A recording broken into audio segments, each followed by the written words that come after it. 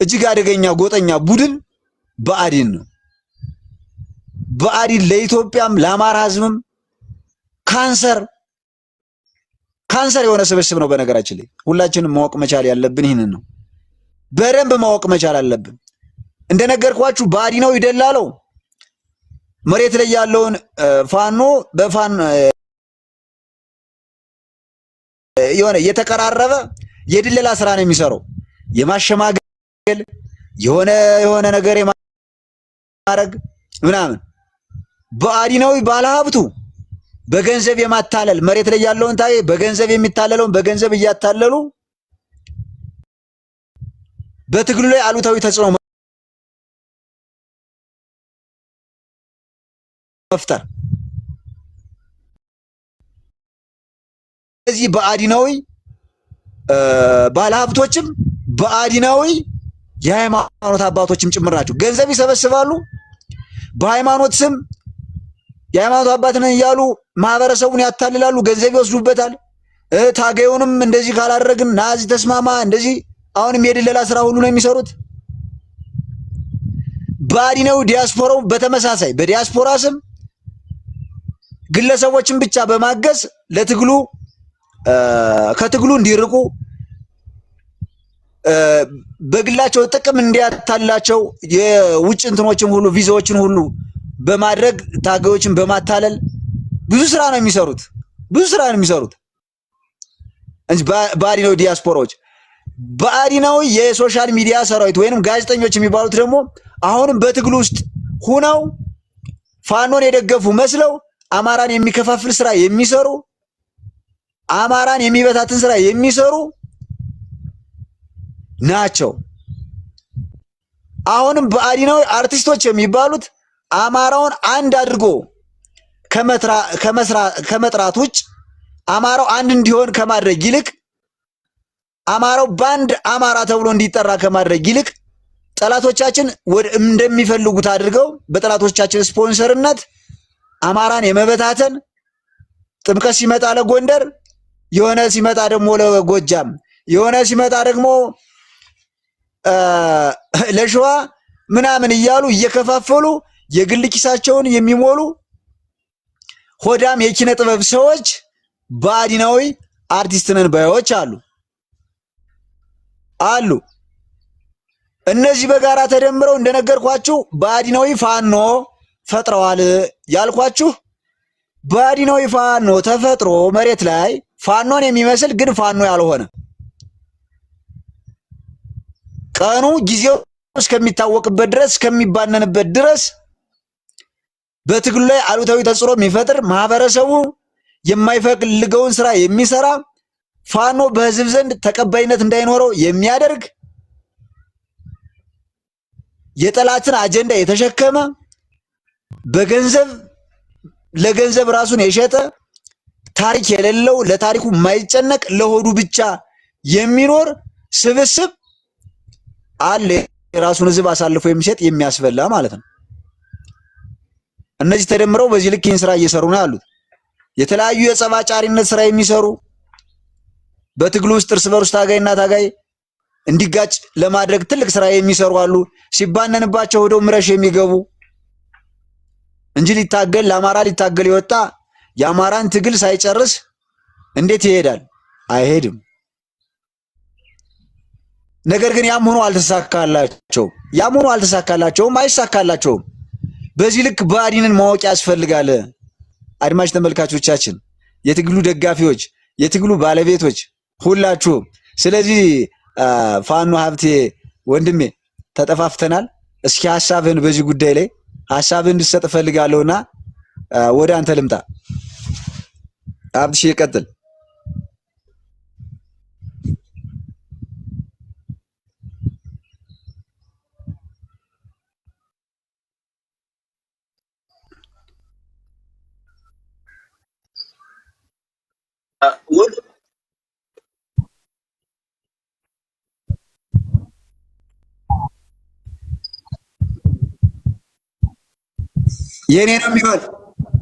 የኔ ነው የሚሆን ብራዘር፣ የኔ ነው የሚሆን። ያንተ ይሰማል በደንብ ነው። የኔ ነው የሚሆነው። አዎ ሀብትሽ ይቀጥል።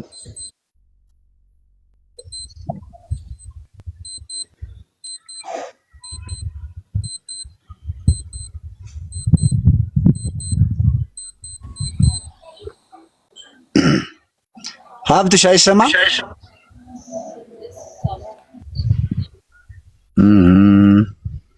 ኦኬ ከሱ ነው ማለት ነው። ዜድ ሲመጣ ታስገቢዋለሽ። ዘካሪያስ ዜድ ራስ አበበ አረጋይ እንደምን አሉ? እኔ ስሙ ራሱ ደስ ይለኛል። ራስ አበበ አረጋይ ራስ አበበ አረጋይ ዜድዬ እንዴዳችሁ?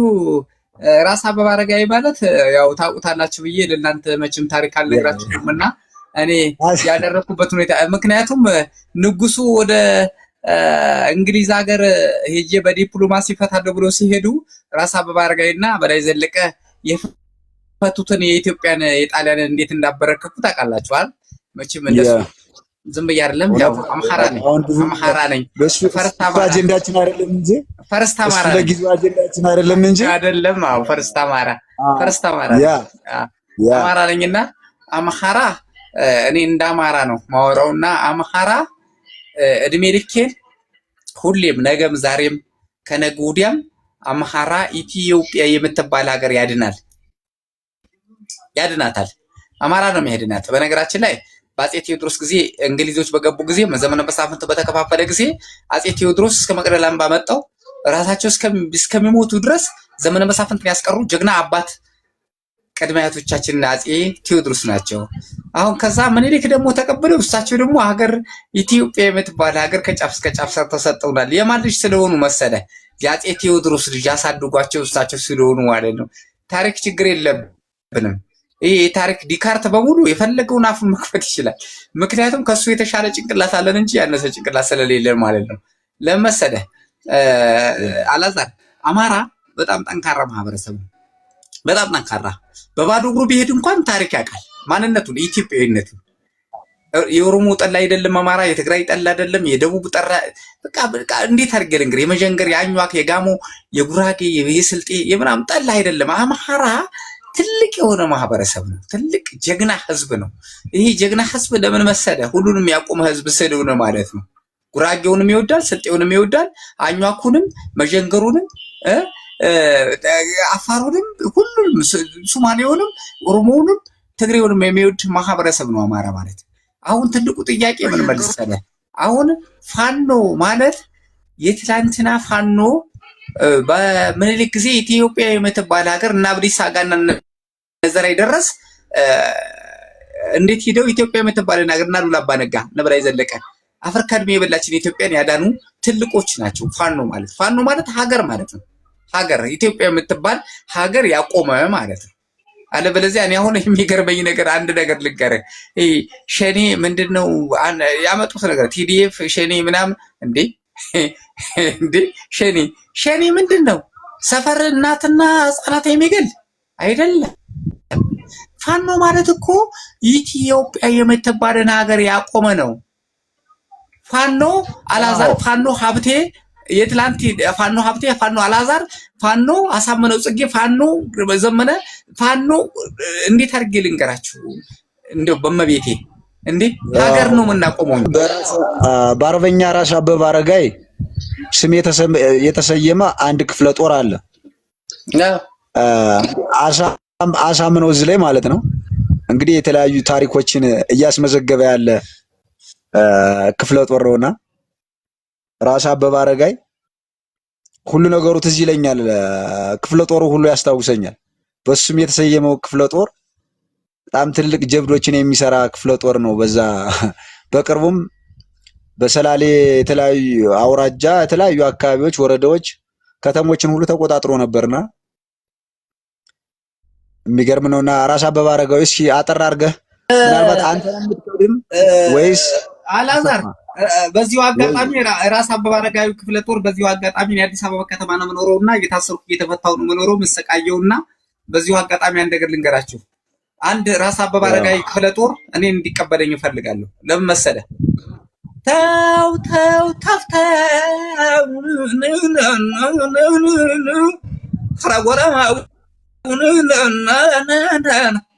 ኧረ ጎበዝን ኧረ መግደልማ ንነና ኧረ ጎበዝንነና ኧረ ጠላትማ ምንጊዜ መጠላት ነው አስቀድሞ መግደል አቃጣሪውና ንነና ኧረ ጎራው እንድትቀበሉኝ እፈልጋለሁ። እንድትቀበሉኝ እመቤቴ ራስ አበበ አረጋይ ተቀበሉኝ። ክፍለ ጦር እንድትቀበሉኝ እፈልጋለሁ። እየታሰብኩ እየተገረፉኝ ነው ያለሁትኝ እና አዲስ አበባ ከተማ የምኖርበትን ክፍለ ከተማ ነግራችኋለሁ። እወዳችኋለሁ። ለምን ማንነቴ ይታወቃል። መኖሪያ አጣሁ፣ ተሰቃየሁ። ፈጣሪ ምስክሬ ነው። በየሳምንቱ ወስደው ይደበድቡኛል። ምን ያደርጉኛል? ማንነቴን እኔ ልጆች አባቴን ልጆችን ደግሞ አንድ ቀን ታውቋቸዋለች። እኔ ልጆች ማለት ነው። እወዳችኋለሁ። እምባ እየተናነቀኝ ነው የምነግርህ አላዛር። አስቀምጥልኝ። ሁሌ ምልህ ከስር እናንተን እመጣለሁ፣ እቀላቀላችኋለሁ እና አስቀምጡልኝ እባካችሁ፣ እባካችሁ። እኔ ስሜታዊ አትሁን። እወዳችኋለሁ። እያለቀሱ ነው የምነግራችሁ። ሁሌ እየተደበደቡ አይሆንም። ራስ አበበ አረጋይ ትግላችን በስሜት ሳይሆን በስሌት ነው። ትግላችን ከድል አጥቢያ ላይ አይደለም ያለው፣ እድል መባቻ ላይ ነው ያለው እና በዛ ልክ ስለሆነ ስሜታዊ መሆን አያስፈልግም። አላስፈላጊ ከሱም አንተን የሚጎዳ ነገር በዚህ ልክ እንትን ማለት አይጠበቅብህም። ስለዚህ ሁሉም ነገር በሂደት ይሆናል። ቀላል ነው። አስቀምጥልኝ። እኔ ስልኬን አስቀምጥልሃለሁ። እወዳለሁ። ግን ለማንኛውም ራስ አበበ አረጋይ በቅርብ ራስ አበበ አረጋይ ክፍለ ጦሩ ራሱ የሚቀበለኝ ከሆነ ችግር የለውም። ምክንያቱም አንደኛ አርት ነኝ ያለሁትኝና ችግር የለውም። ወዳችኋለሁ። እነግርልሃለሁ። ለራስ አበበ አረጋይ እነግርልሃለሁ። ችግር ንገርልኝ። እዚህ ክፍለ ጦር ውስጥ ትፈልጋለሁ። በቅርብ ከአዲስ አበባ ደብረ ብርሃንም ሆነ የትም ቦታ እንዲቀበሉኝ እፈልጋለሁና አዲስ አበባ ዙሪያ ነው። አታስብ። እወዳችኋለሁ። በጣም ነው የምወደው። አላዛር በርታልኝ የኔ አባት። ግድ የለም እኛ ግድ የለም። አገዛዙም ተደጋጋሚ የምታዩት ነው። ፖለቲካዊ ትርፍ ለማግኘት ፖለቲካዊ ፕሮፓጋንዳዎችን ነው እያደረገ ያለው። ሳይደመስስ ደምስሻለሁ ማለት መሳሪያ በመተኮስ ብቻ የሚደመሰስ የለም። ግን የታል የማረከው የታል በእጅ ያስከው ሲባል ምንም ነገር የለም። ነገር ግን ዝም ብሎ በየሜዳው በማህበረሰቡን በድሮን በመጨፍጨፍ ሲቪሊያንን በመጨፍጨፍ ገዳማትን መስጊዱን በማፍረስ ልክ ከፍተኛ የሆነ ጦርነት የሆነ ድል ያገኘ በማስመሰል በሚዲያ ፕሮፓጋንዳ ነው የሚሰራው፣ ፖለቲካዊ ፕሮፓጋንዳ። ያ ማለት የሱ ደጋፊዎች ምን ይላሉ? ያው እያሸነፈ ነው፣ እውነት ነው ብለው ያስባሉ። እያሸነፈልን ነው፣ በቃ የሆነ ይጽናናሉ። ዋናው ዓላማው ምንድነው? ደጋፊ እንዳይረቅህ ለማድረግ፣ ደጋፊዎች እንዳይከዱህ ለማድረግ ነው ይሄ ፖለቲካዊ ፕሮፓጋንዳ የሚጠቅመውና ጥቅሙ ምንድነው? ደጋፊዎች እንዳይረቁ ለማድረግ ነው ፖለቲካው። ዋሽተ ማለት ነው። ዋሽተ የሰራው ስራ ተስፋ እንዳይቆርጡ በደጋፊዎች ነው። ፖለቲካዊ ሴራ ምንድነው ካልን ደግሞ እንግዲህ እንደሚታወቀው አብይ አህመድ የሚከተለው አጠቃላይ ፖለቲካዊ ሴራ ነው። ይሄ ፖለቲካዊ ሴራ የአብይ አህመድ ሳይሆን የጠላቶቻችን ኢትዮጵያንም ሆነ ምስራቅ አፍሪካን ቀጠና ለራሳቸው ለግል ፍላጎታቸው መጠቀም የሚፈልጉ ኢትዮጵያም እንዳታለማ፣ ኢትዮጵያም እንዳታድግ፣ ኢትዮጵያ በሁሉም ዘርፍ ውጤታማ እንዳትሆን የሚፈልጉ ጠላቶቻችን አባይን እንዳንገድብ፣ ተጨማሪ ግድቦችን እንዳንገድብ፣ ወንዞቻችን እንዳናለማ፣ መሬቶቻችን እንዳናለማ፣ የተረጋጋ ህይወት እንዳይኖረን፣ ሰላም እንዳይኖር፣ ሰላም ሲኖር ልማት ይኖራል። ይሄ ሁሉ እንዳይኖር የሚፈልጉ የታችኛው ተፋሰስ ሀገራትም ይሁን ትናንት አያት ቅድመ አያቶቻችን ኢትዮጵያን እንገዛለን በቀኝ ግዛት እንገዛለን ብለው ሀብቷን እንዘርፋለን ብለው ያልተሳካላቸው ጀግና አባቶቻችን አሳፍረው የመለሷቸው እና ወይንም ይሄ የአረቡ ዓለም በቀጠናው እንደፈለጉ የራሳቸውን ነዳጅ እንደፈለጉ መሸጥ የሚፈልጉ በነዳጅ ብቻ የሚተዳደሩ ሀገሮች ኢትዮጵያም ሆነ በቀጠናው ያሉ ነዳጆች እንዳይወጡ ይፈልጋሉና ከዚህ ፍላጎታቸው አንፃር በቀጠናው ሰላም እንዳይኖር ይፈለጋል። ስለዚህ የሚያስፈልጋቸው ገንዘብ እየበጀቱም ቢሆን ፖለቲካዊ ሴራ መስራት ነው። ያ ፖለቲካዊ ሴራ ፖለቲካ የሚሆነው ጥቅም የሚሆነው ለነሱ ነው። ለኢትዮጵያ ግን እርስ በርሱ ቢዋጋ የኢትዮጵያ ሕዝብ ያው እርስ በርስ መጠፋፋት ነው የሚሆነው። ነገር ግን ያን ሊያስፈጽምላቸው የሚችል አምባገነን ስርዓት፣ ለነሱ የሚገዛ ስርዓት፣ ለነሱ የሚታመን ስርዓት ለብዙ ዓመታት ደክመው ፈጥረዋል። ሴል አላቸው።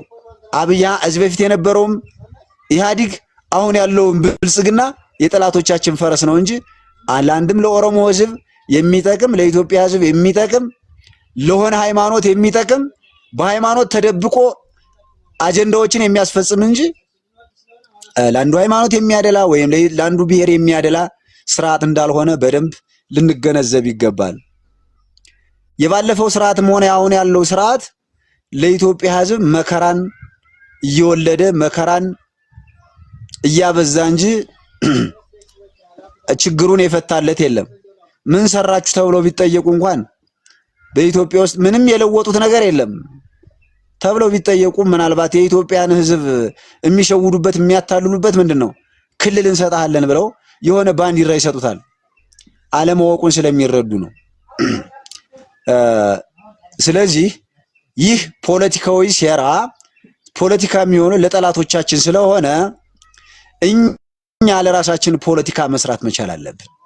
ይህንን ፖለቲካዊ ሴራ የምንጠቀመው እኛ በጠላቶቻችን ላይ መሆን ፖለቲካዊ ሴራ የሚሰራ በጠላት ላይ ነው፣ በወገን ላይ አይሰራም። በወገን ላይ ምናልባት ፕሮፓጋንዳ ልሰራ ትችላለህ። ደጋፊን ለማስደሰት ደጋፊን የሆነ እንዳይከዳህ ለማድረግ ምናምን ያው አብይ አህመድ የሚጠቀምበት ማለት ነው። ምናልባት እኛ እንደዚህ አይነት ወገን ከርቶን አያውቅም። ህዝባችን ከጎናችን ነው። እኛም የህዝብ ልጆች ነንና እኛ በዚህ ጉዳይ ላይ ምንም ችግር የለብንም። ግን ችግር ያለበት አካል ምንድነው ይሄ ሶሻል ካፒታል የሌለው ስርዓት ነውና ይሄ ስርዓት እንግዲህ ይህን ማህበረሰብ በውሸት እየደለለ አጥፍቼዋለሁ ደምስሼዋለሁ እያለ ነው እንትን ማለት የሚፈልገውና ለማንኛውም በዚህ ልክ ነው እንግዲህ ፖለቲካ ጥቅም ነው ካልን ፖለቲካ ሁለት ክንፎች አሉት። ፖለቲካዊ ሴራና ፖለቲካዊ ፕሮፓጋንዳ ይባላል። እነዚህ ጥቅምና ጉዳታቸው ለይቶ ማወቅ እና ፖለቲካ መስራት ለህዝባችን ለትግላችን የሚጠቅም ፖለቲካ መስራት መቻል መልመድ፣ ሚዲያውን መጠቀም፣ ሁሉንም ነገር መጠቀም። ከሚዲያው የምታገኙትም ግባት ይኖራል። ሐሳባችሁን ትሸጡበታላችሁ፣ ዕውቀታችሁን ትሸጡበታላችሁ፣ ለሌላው ታካፍሉበታላችሁ። እናንተም የእናንተ ችሎታ ለእናንተ ይጠቅማችኋል ማለት ነው። ስለዚህ ከዘመኑ ጋር መሄድ ያስፈልጋል ማለት ነው። እዚህ በተረፈ የጁንታው አብይ አህመድ መጨረሻ ባልኩት መሰረት የተወሰነ ማብራሪያ ልስጣችሁና ከዛ ሌሎች ትገቡና በደንብ እንነጋገርበታለን። እንግዲህ ስርዓቱ እንደምታውቁት በዚህ 10 ምናምን ቀን ሆኖታል። ከፍተኛ የሆነ ኦፕሬሽን እየሰራ ነው። ነገር ግን ይሄ ኦፕሬሽን ውጤታማ ነው አይደለም ዓለም የሚያውቀው እናንተም የምታውቁት እኛም መሬት ላይ እያየነው ያለው ሁነት አለ። ሰራዊቱ እየከደው ወደ ፋኖ እየተቀላቀለ ነው። እየተኮሰ ያለው በከባድ መሳሪያ ነው። እያወደመ ያለው የሲቪል ቤት ነው። እየወደመ ያለ ተስፋ የቆረጠ ስርዓት ሲቪሉን መደብደብ፣ በድሮን መምታት፣ ገዳማትን መነኮሳትን መጨፍጨፍ፣ ይሄ የሽንፈት መጨረሻ ማሳያ ነው። ሰው ሊሸነፍ ሲሸነፍ መጨረሻው የሚሆነው ከተስፋ መቁረጥ ስለሆነ የሃይማኖት ተቋማትን የሃይማኖት አባቶችን ሲቪሎችን መጨፍጨፍ ነው። ሌላ የተለየ ነገር የለውም።